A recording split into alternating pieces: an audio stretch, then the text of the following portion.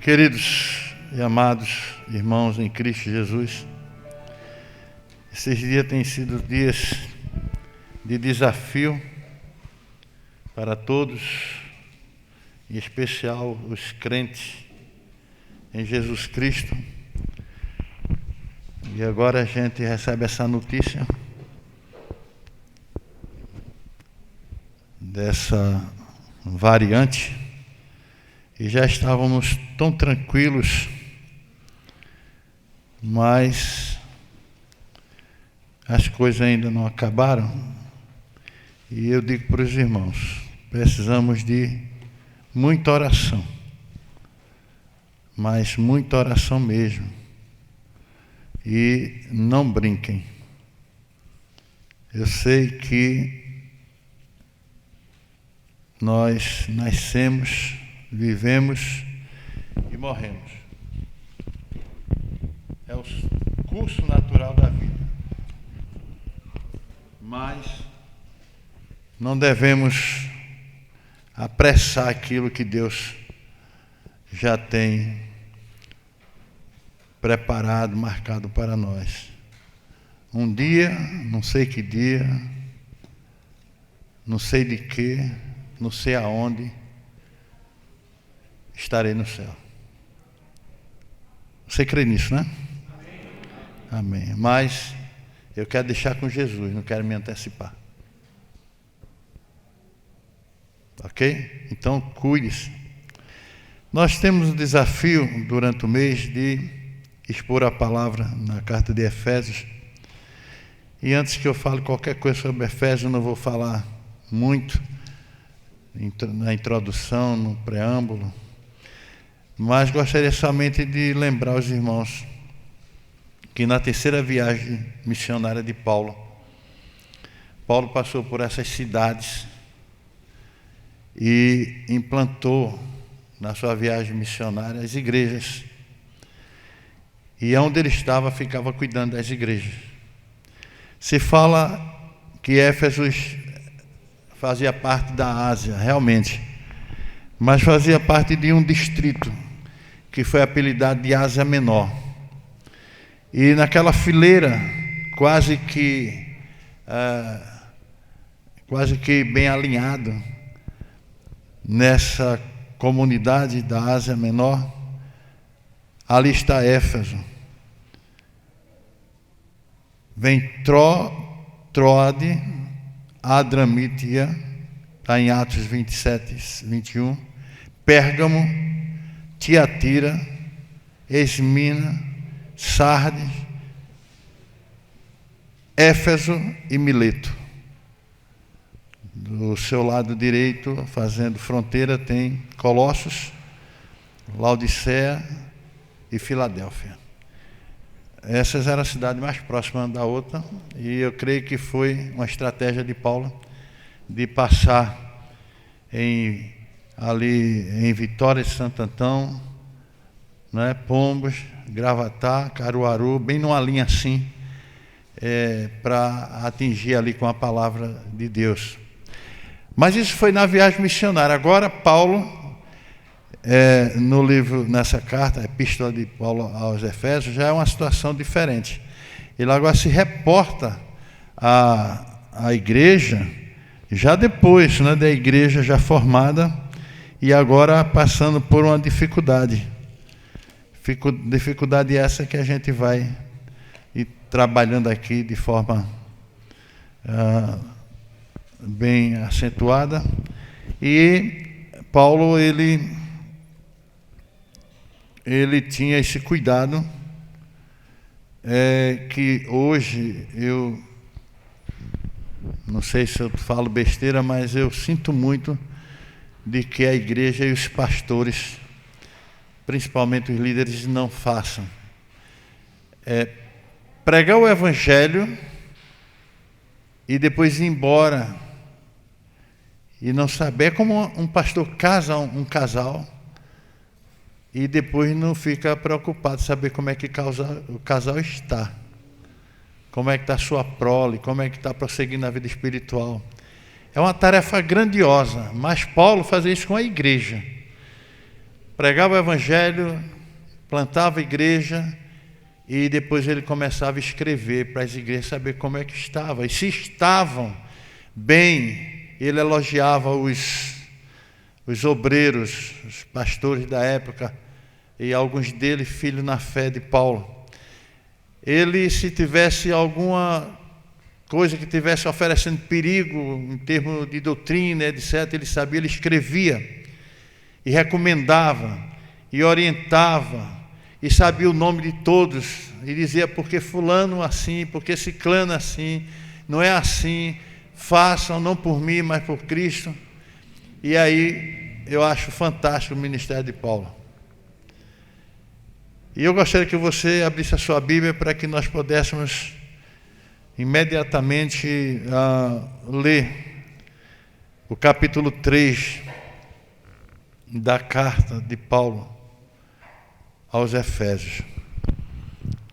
É pequena, só tem 21 versículos, e se faz necessário a gente ler para ter base. Na minha Bíblia tem um tema dizendo: Paulo, pregador dos gentios. E começa assim, a partir do versículo 1. Por este motivo eu, Paulo, o prisioneiro de Cristo Jesus por amor aos gentios, se tendes ouvido acerca da administração da graça de Deus que foi dada a mim para convosco, que de acordo com a revelação me foi manifestado o mistério, como antes escrevi em poucas palavras. Pois podeis, quando lerdes, perceber o meu entendimento do mistério de Cristo, o qual em outras gerações não foi manifestado aos filhos dos homens, como neste momento se revelou aos seus santos apóstolos e profetas no Espírito. Os gentios são co-herdeiros e membros do mesmo corpo, e co-participantes da promessa em Cristo Jesus por meio das boas novas, do qual fui feito ministro, conforme o dom da graça de Deus que me foi dado segundo a operação do seu poder. A mim, o menor de todos os santos, foi dada esta graça para anunciar aos gentios as indescritíveis riquezas de Cristo, e iluminar a todos qual seja a dispensação do mistério, que desde os tempos esteve oculto em Deus, que criou todas as coisas, para que seja manifestada as várias formas de sabedoria de Deus por meio da igreja, aos principados e potestades nas regiões celestiais, de acordo com o eterno propósito que fez em Cristo Jesus nosso Senhor, em quem temos ousadia e acesso em confiança através da fé nele. Por isso peço que não vos sintais fracos por causa das minhas tribulações por vós, que são a vossa glória. E aí, continuando, a gente vê aí essa oração de Paulo pelos Efésios, nessa continuação, no versículo 14. Por esta razão, dobro os meus joelhos ao Pai, do qual toda a família nos céus e na terra toma o nome, a fim de que, conforme a riqueza de sua glória, sejais firmado como poder pelo seu Espírito no homem interior. Que Cristo habite pela fé em vossos corações, enraizados e fundados em amor, para que sejais capazes de compreender com todos os santos qual seja a largura, o comprimento, a altura e a profundidade. E conhecer o amor de Cristo, que ultrapassa todo entendimento, para que sejais cheios até à plenitude total de Deus. Aquele que é poderoso para fazer muito além de toda a medida do que pedimos ou entendemos, segundo o poder que atua em nós.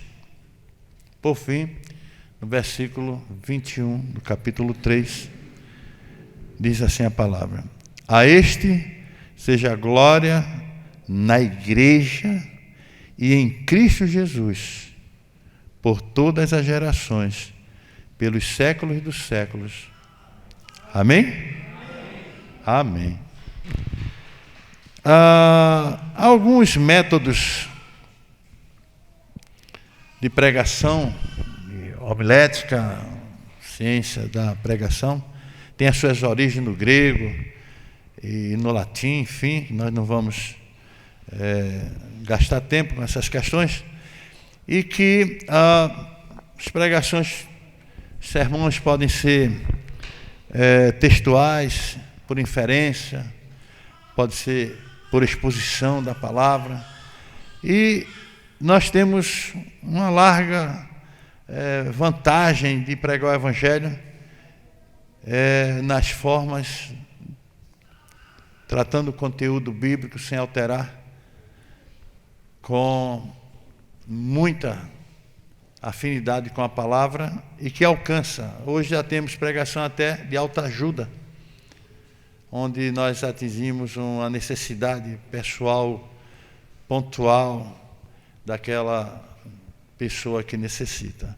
Eu não vejo nenhum pecado nisso, mas é importante que a palavra não seja destoada, não seja modificada, e hoje nós estamos na exposição da palavra. E a exposição da palavra é mais ou menos algo que merece uma atenção, no sentido que a palavra de Jesus, ela se torna ainda efetivamente a mesma palavra. Apesar que, segundo os estudos teológicos, somente um livro na Bíblia se mantém fiel à sua escritura quando foi traduzido no grego, que é o Evangelho segundo Marcos. Quando ele inicia a firmeza de fidelidade ainda continua a mesma. Não que os outros não estão corretos, mas nas traduções, até por conta da própria cultura, foi... Não é? Eu digo sempre que no passado, bem passado, você viu uma placa dizendo grande queima de colchões. Então eu entendi que houve um incêndio e que queimaram os colchões. Mas na nossa cultura hoje, se disser uma grande queima de colchões na cidade, corre todo mundo para comprar colchão. É que está barato, né? A queima. Então, mais ou menos essas questões que acontecem. Mas a interpretação de Efésios 3, a gente pode intitular como a revelação do mistério. E isso acontece mais no capítulo 1 até o 13. Mas o apóstolo Paulo, ele foi escolhido por Deus para esclarecer e explicar pelo menos duas grandes revelações. A primeira, nós podemos dizer que é o próprio Evangelho, as boas novas da salvação, através da morte de Cristo, através da ressurreição do nosso Senhor Jesus Cristo. A segunda era a verdade da igreja como corpo de Cristo. Há uma consideração de entendimento naquilo que Deus nos revela como servo, como seguidor do cristianismo, e aquilo que é a igreja como corpo de Cristo. Nas grandes epístolas evangélicas, Romano e 1 Coríntios, 2 Coríntios, Gálatas, Paulo ele desenvolve extensamente a primeira revelação. Nas epístolas presentes, grupo cronológico e epístolas da prisão, ou cartas, ou escritos da prisão, ele trata em grande parte da segunda dessas revelações. A igreja como corpo de Cristo. Nós não temos muita dificuldade em entender isso. Agora, apenas nós não nos firmamos nisto. Há uma grande distância nossa ainda de considerarmos que a igreja é o corpo de Cristo e Cristo é o cabeça. Porque se assim pensássemos, como assim está escrito, nós cuidaríamos um dos outros, para que nenhum membro desse corpo estivesse doente, para que nenhum corpo pudesse estar em dificuldade ou enfermidade. Porque quando nós tratamos de igreja como corpo de Cristo, e Cristo como cabeça, nós somos parte desse corpo. E quando nós não tratamos os membros desse corpo, o corpo adoece. Imagina o corpo de Cristo doente. Ou seja, uma perna andando para um lado, outra perna para outro, um olho olhando para um lado, outro para outro. E isso seria uma coisa muito diferente, né? Seria até um corpo aleijado. E nós não faríamos isso com o corpo de Cristo, do qual somos parte. O capítulo 3 forma o clímax da primeira divisão principal da epístola, que nos dá a nossa posição em Cristo. A dispensação da graça de Deus, eis aqui o mistério. Eis aqui o mistério da igreja na qualidade de corpo de Cristo. Quando ele diz, por esta causa, é importante nós atentarmos para isso, por esta causa, existiu uma causa, ele refere-se a toda a declaração precedente. Ele diz, eu, Paulo. Quem é Paulo? Quem foi Paulo? A repetição que o escritor faz do seu nome prova a seriedade e a importância que ele imputa àquilo que está para escrever. O prisioneiro de Jesus Cristo. Se nós formos retratarmos a vida de Paulo lá no passado, na verdade, por assim dizer, Paulo se tornou escravo de Cristo pelo que ele fez. Quando nós falamos em servos, nós estamos falando em escravo. Servo é aquele que serve, escravo é aquele que recebe ordem, aquele que realmente cumpre a missão. Ele repete, o prisioneiro de Jesus Cristo. É claro que Paulo era um prisioneiro de Cristo no sentido de que ele fora capturado, aquele momento que ele foi transformado, mas esse não é o principal pensamento aqui. Na verdade, ele era um prisioneiro em Roma quando escrevia, e foi por amor a Cristo que ele era prisioneiro, por amor de vós, gentios. Paulo foi especificamente o apóstolo dos gentios, por ordem do Senhor Jesus. A gente pode considerar isso também lá em Romanos 15:16, que fala exatamente esse paralelo. Eu começo a imaginar, irmãos, que há um esfriamento muito grande na igreja, e preste atenção, não é a igreja Betânia que estou falando, na igreja, a igreja de Cristo, um grande esfriamento nesse sentido do amor pelos perdidos,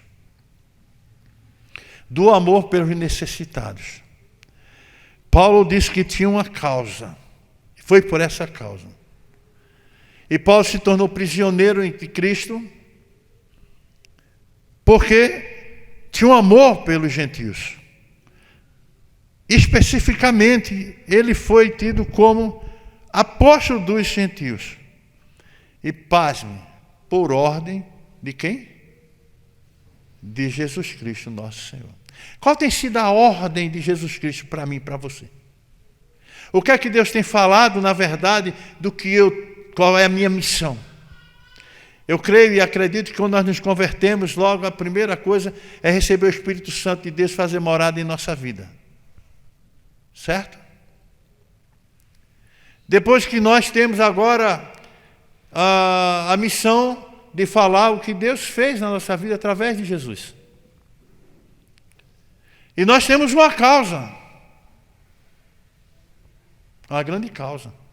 Paulo expressa isso.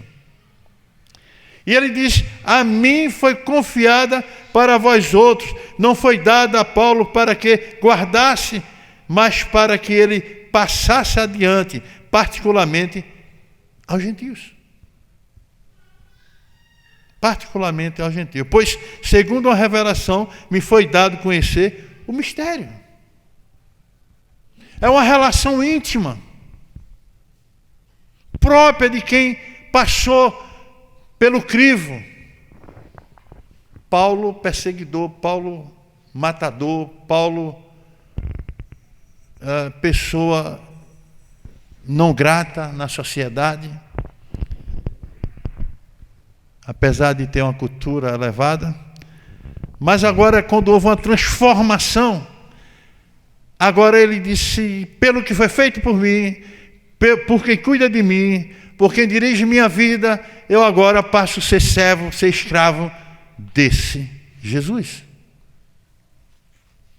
Mas havia uma preocupação grande com a igreja. Paulo sempre insistia na sua recepção direta do Evangelho, do próprio Senhor Jesus Cristo, sem qualquer intermediário humano, o mistério. E ele diz: conforme escrevi há pouco, resumidamente. Provavelmente não era uma carta tão extensiva.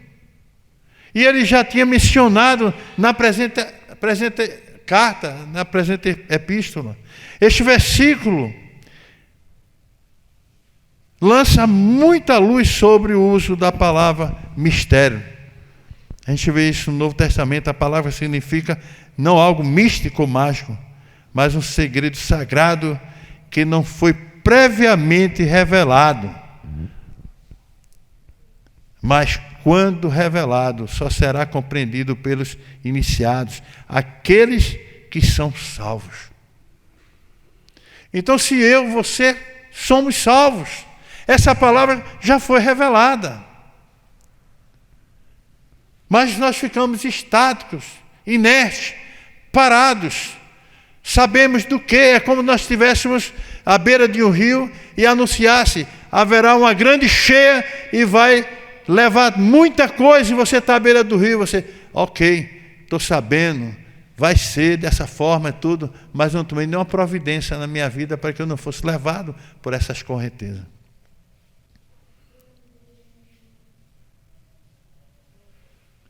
Como agora foi revelado aos seus santos, apóstolos, profetas no Espírito. Exatamente como os homens santos de Deus foram inspirados pelo Espírito Santo nos tempos do Velho Testamento. Assim também o foram os escritores do Novo Testamento, inspirados por Deus. Os gentios, o mistério não consistia em que os gentios queriam ser salvos. Há muita coisa no Novo Testamento relacionada com a salvação dos gentios. Particularmente lá em Isaías, no Antigo Testamento, mas que seriam ligados aos judeus em um só corpo, ou seja, enxerto, não é? Eu digo que enxertado. A comunhão do mistério traz algo do ministério. E a gente sai de mistério para ministro. Paulo transformou-se em servo pelo dom de Deus. Esta é a palavra traduzida para os líderes. Alguém que serve, alguém que obedece, alguém que faz. Paulo jamais considerou o seu ofício como algo elevado e que o afastasse dos outros homens. Ele sempre falou de si, mesmo humildemente. Ou seja, não havia uma grandeza, não havia um pódio onde Paulo estivesse acima do terceiro, do primeiro, do segundo lugar. Paulo foi chamado, foi convocado, em obediência seguiu. Alguém que serve, alguém que obedece. Ele sempre falou assim. Mas ele cita também que ele, aquela humildade, eu, o menor. Olha, isso eu tremo nas bases com essa palavra. Porque hoje, eu não vou universalizar, não é? Mas na maioria de nós queremos sempre ser o melhor. Estar sempre acima, o mais sábio, o que sabe todas as coisas, o que entende tudo, o que faz. Um cargo leva a mente, engrandece, fica essa coisa. E Paulo, um homem desse, ele dizia: eu, o menor de todos os santos. Eu, o menor de todos os santos. Já percebeu isso? O menor, você sabe quando é que é o menor? Sabe essa posição de menor? É enquanto não houver um maior. Então, enquanto vai chegando o maior, você vai sendo menor. E aparece outro, você vai sendo menor. E quando alguém quer ser menor, eu quero ser o menor. Essa era a ideia de Paulo. Eu não pretendo, segundo Paulo, de ser destaque. Mas eu quero fazer o que Cristo fez na minha vida. É isso. O menor de todos os santos. Em diversos outros lugares, Paulo, lembrando-se do que fora antes de ser salvo e do que fizera a igreja, fala de si mesmo como autorrenúncia. A expressão traduzida para o menor de todos não é uma forma usual, comparativo, do superlativo. Me foi dada esta graça. Então, é pela graça de Deus que eu sou o menor. Sabe quanto isso é importante? A graça de Deus foi dada a Paulo, não principalmente para ser prazer, ou para o seu prazer, mas para que ele passasse aos outros, de pregar aos coríntios. O Senhor Jesus deu essa palavra a Ananias, referindo-se a Paulo, lá em Atos 9:15, das insondáveis riquezas. Aqui, novamente, a palavra riqueza destaca-se como um adjetivo indicando o seu caráter, e um caráter ilimitado. Olha, irmão, ser servo de Deus, segundo essa exposição, é algo muito valioso. É algo que talvez nem todos nós possamos alcançar, mas no mínimo nós poderíamos nos esforçar para alcançar e manifestar, jogar a luz sobre o que é dispensação do mistério. Em alguns manuscritos encontramos a palavra mordomia em vez de dispensação. Desde os séculos, diz a palavra, oculta em Deus. Outra confirmação da definição do mistério, antes de ser citado, criou todas as coisas. Tudo que existe, não simplesmente a criação física ou apenas a criação espiritual, nos lugares celestiais. Eu sempre gosto de emitir essa frase de que nós éramos perdidos nas nuvens negras. Nós éramos assim, e Deus nos resgatou para as regiões celestiais. Paulo falava disso. Paulo falava nos lugares celestiais. Outra indicação de que os seres celestiais estão observando a igreja e vendo na igreja o desdobrar da sabedoria de Deus. Ou você não crê em anjos? Porque Paulo fala, ambos, anjos bons, anjos maus, estão evidentemente admirados com a operação de Deus, quando Ele redime homens e mulheres, quando Ele cuida do seu povo, da igreja, segundo o eterno propósito, pelo qual, isto é, em Cristo, acesso com confiança. Fora de Cristo, não podemos nos aproximar. Isso já foi demonstrado lá no capítulo 2 de Efésios. A fé nele. Genitivo, objetivo. Cristo é o objeto de nossa fé. Sem ele, a fé é nula. Ela é alegórica, é ilusória, ou seja, é inexistente. Quem não tem Cristo, não tem fé. Essa é a questão. E ele vem falar lá no versículo 13, nas minhas tribulações por vós. Compare com o que o Paulo diz sobre esta obra. Nas minhas tribulações por vós. No nosso entendimento, passa a tribulação pelo outro, por um povo de Cristo. por uma igreja que está necessitando de se alinhar na palavra. Que mesmo conhecendo aquela palavra, mas não exerce a palavra, não vive a palavra. E ele segue nessa segunda oração, do 14 ao 21, e esta é a segunda oração de Paulo pelos Efésios, e tal como anterior em Efésios 1, relaciona-se principalmente com o seu bem-estar espiritual, enquanto a primeira oração se centraliza no conhecimento, e esta focaliza o amor.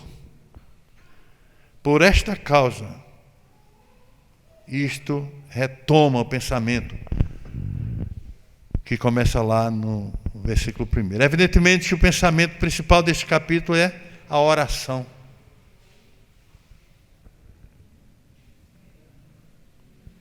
É explanatório. Me ponho de joelhos. Que frase. Alguém já me disse que para seguir a Cristo não se faz andando. Só é possível caminhar de joelhos.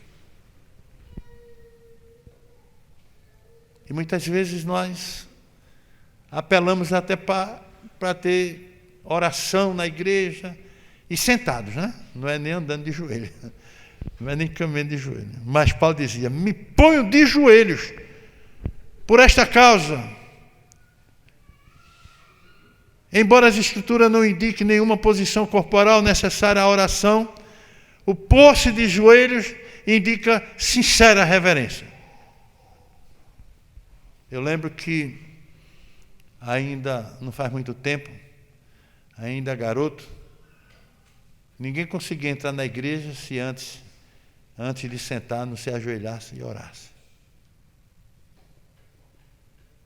Para caminhar com Cristo, tem que dobrar o joelho.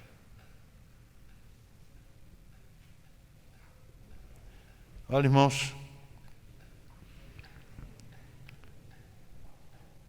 do Pai,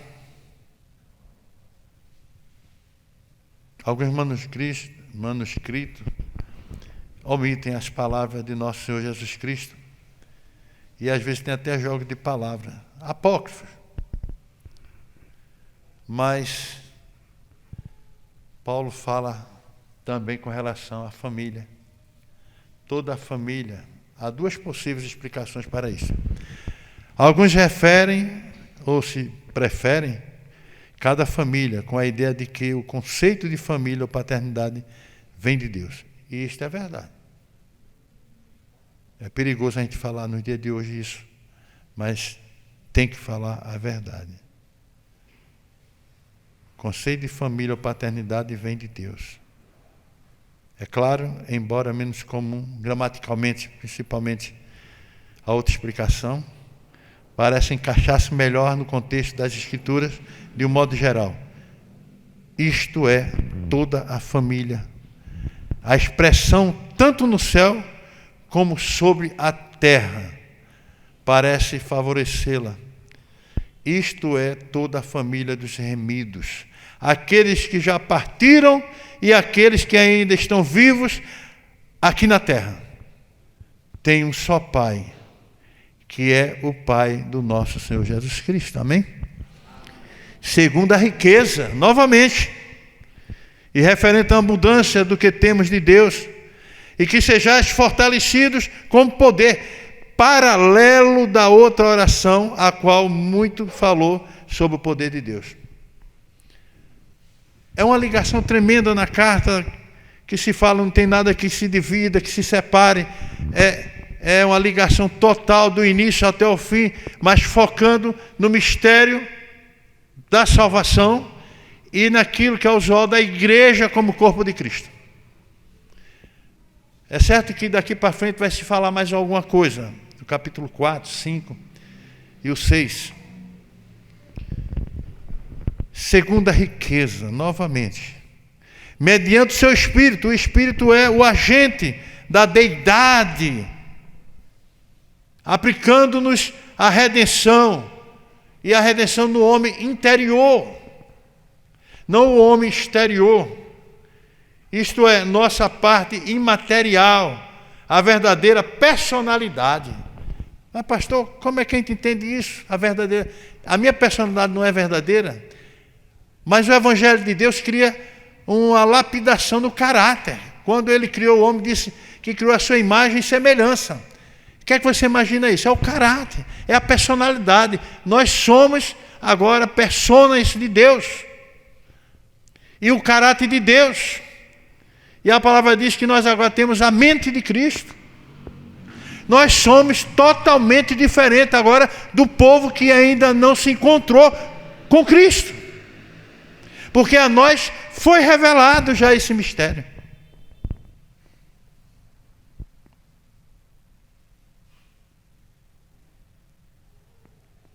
E assim habita em Cristo. Não meramente viva, mas esteja em sua casa, habite. Disso é que cada cristão precisa sempre. Não orar que Cristo entre pela primeira vez, pois Ele já habita em cada crente,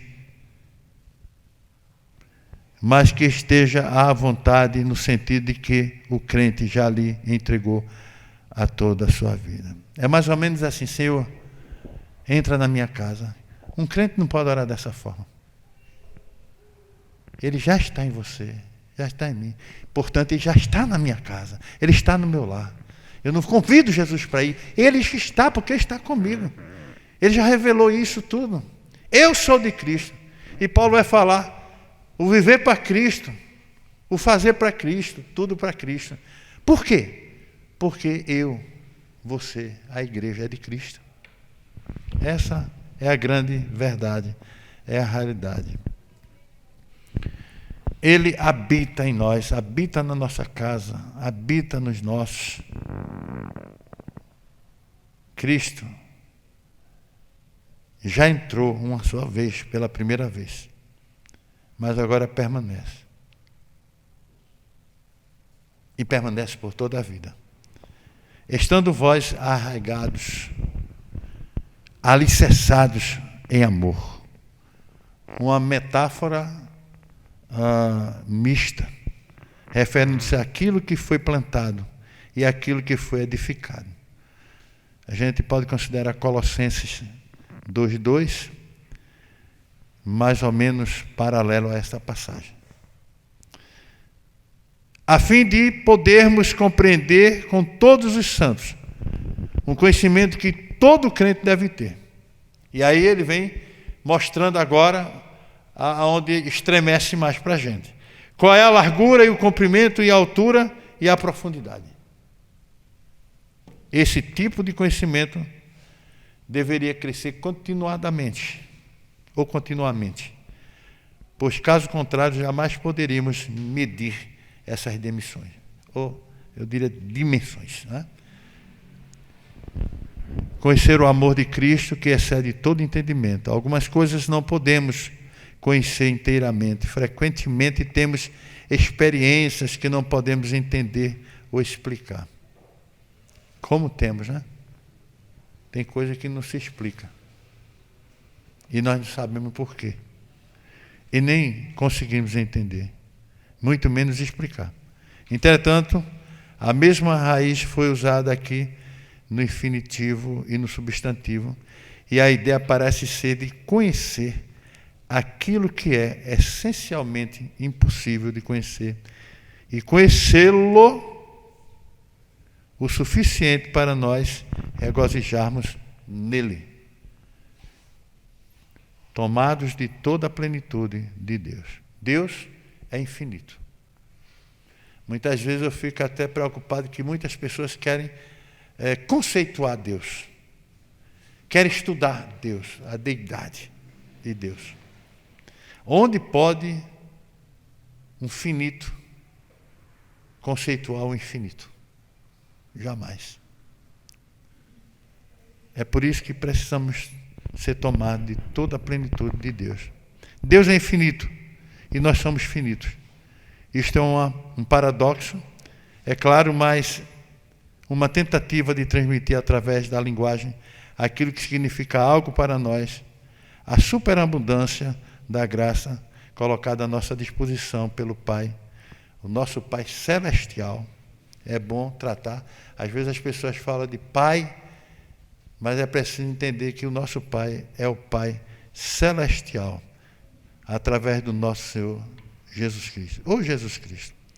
Essa plenitude torna a ser descrita na bênção que introduz o final da primeira e grande divisão dessa epístola. Ora, aquele, é claro que o verbo é o predicado e está nesse versículo, e nos versículos seguintes, poderoso, não há limite para o que Deus pode fazer. Ou há alguma coisa que Deus não pode fazer? Alguém tem ideia disso? Deus pode.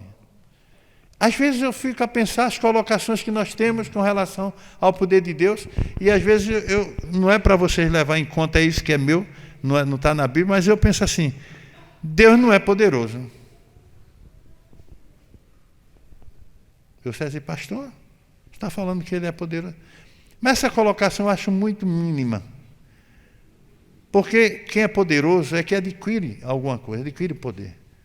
Deus, ele é o próprio poder. É lógico que nós vamos sempre dizer que ele é poderoso. Não tem nada de errado nisso. Mas Deus não recebeu o poder de ninguém. A palavra diz que antes dele nada, após ele nada, ele o começo, o fim, o alfa, o ômega. Então, ele é o poder. Por isso que não há nenhum poder que exceda o seu poder. Tudo quanto pedimos ou pensamos, somos geralmente limitados em nosso pedir, achando que Deus não fará determinada coisa por nós. Ele é capaz de fazer muito mais do que pedimos, na verdade, mais até do que podemos imaginar. E Ele o faz. Conforme o quê? Conforme o seu poder. Olha, nós somos muito limitados, irmão. Nós nos enganchamos com besteira, com coisa de entendimento, de palavra, de relacionamento, de tudo. Enquanto Deus, ele é mais transparente, ele é mais diretivo, ele é mais claro. E quando ele fala que conforme o seu poder que opera em nós, isto é, fomos fortalecidos pelo seu Espírito. E, consequentemente, este poder está sendo ativado em nós, ou pelo menos deveria ser ativado em nós.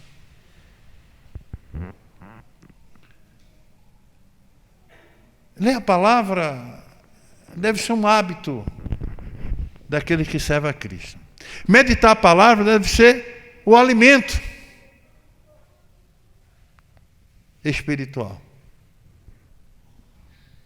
Mas entender o poder de Deus na nossa vida deve ser uma prática.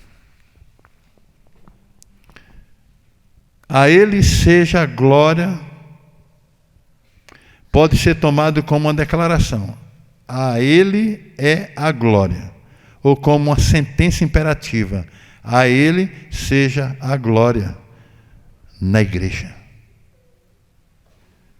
Às vezes nós não temos procurado pesquisar mais, viver mais a questão da igreja. Muitas vezes, para alguns, a igreja é uma coisa qualquer, mesmo sabendo que foi Jesus que instituiu a igreja. Mas a igreja não tem tanto valor. Eu lembro que numa igreja pastoreava, eu sentia a falta de jovens. No dia de ceia, nesse dia de ceia, e um dia eu reuni os jovens e perguntei por que eles não vinham a ceia. Disse, pastor, a gente não vai porque não tem nada de muito interessante. Como não tem nada de interessante na ceia? Se esse momento é a demonstração do sacrifício de Jesus por nós, e se não fosse por Ele, nós não estávamos aqui e nem teríamos salvação com Ele. Como é que não tem?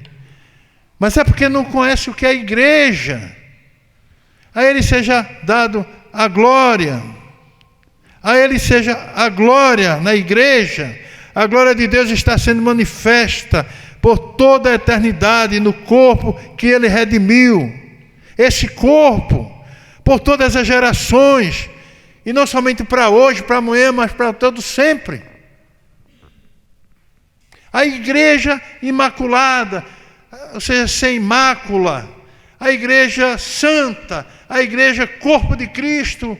E que privilégio, que honra, eu sou parte desse corpo. Portanto, a igreja está ligada a mim, eu estou ligado à igreja. E percebendo o amor que Deus tem, Paulo fala, Pedro fala sobre o casamento. E diz que o casamento deve ser de uma forma como Deus tem o amor pela igreja. E a igreja tem a obediência a Deus. Ele faz essa colocação para o casamento. E Jesus Cristo é a noiva. Ou não? Quem é a noiva? A igreja, irmão. E quando ele vem para a sua noiva, para a igreja. Olha só as coisas como funcionam.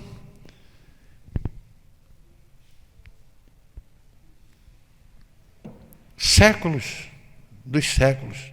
Uma expressão muito forte para a eternidade.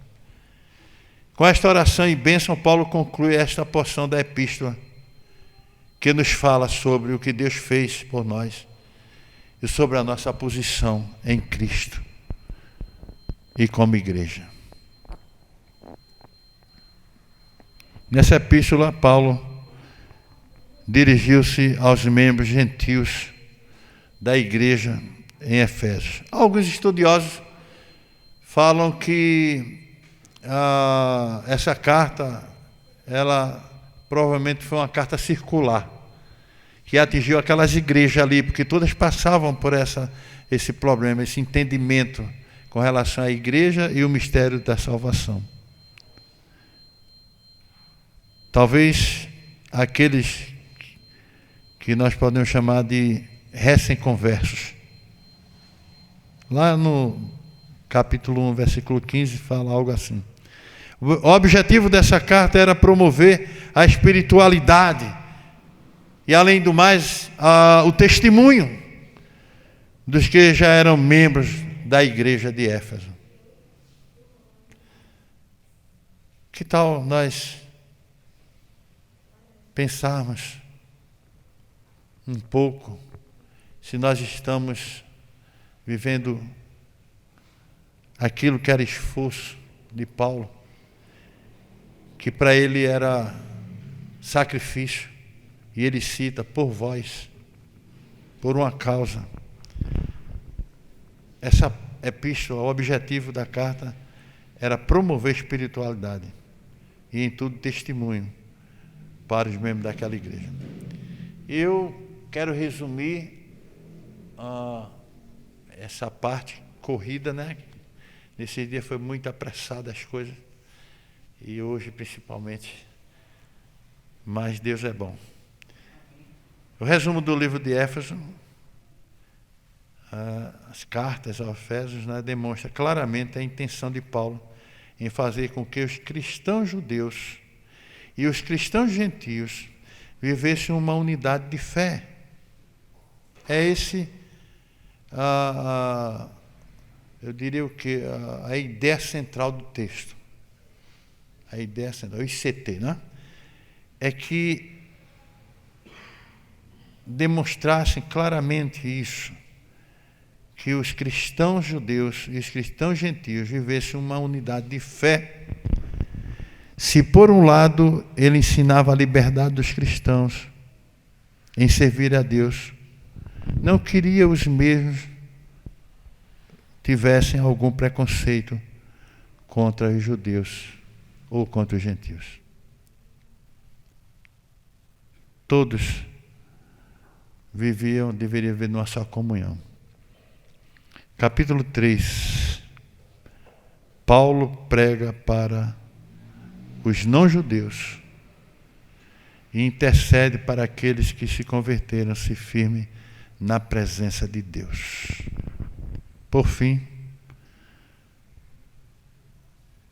essa palavra nos chama a uma reflexão. Primeiro,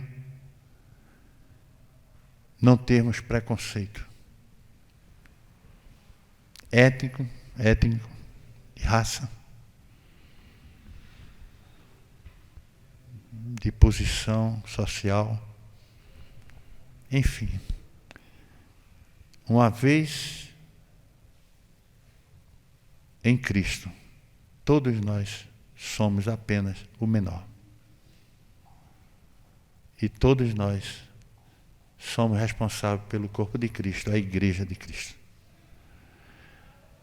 A minha vida melhorada espiritualmente é o entendimento do sacrifício de Cristo por mim. E o motivo maior do que eu sou salvo. E o nosso irmão precisa alcançar a altura, a medida.